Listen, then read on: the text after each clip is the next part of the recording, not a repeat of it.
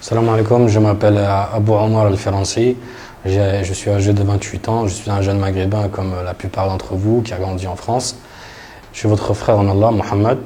J'étais étudiant en France, je vivais en France donc, et j'ai décidé de venir rejoindre les rangs de l'organisation de l'État islamique au mois de juillet quand ils ont fait l'annonce du Khilafat, 3 jours après. Je me suis retrouvé dans une Madafa.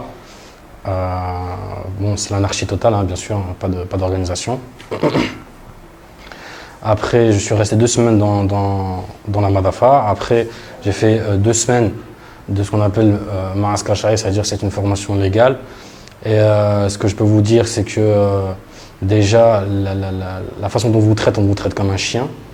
Vous n'êtes rien d'autre qu'un soldat.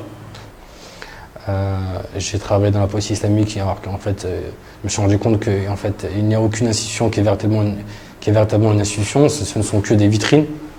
Après, ce qui m'est arrivé, c'est que j'ai été dégoûté de ce que j'ai vu, de ce que j'ai pu vivre en Irak. Je suis parti au niveau de la loi, être au-dessus de tout le monde.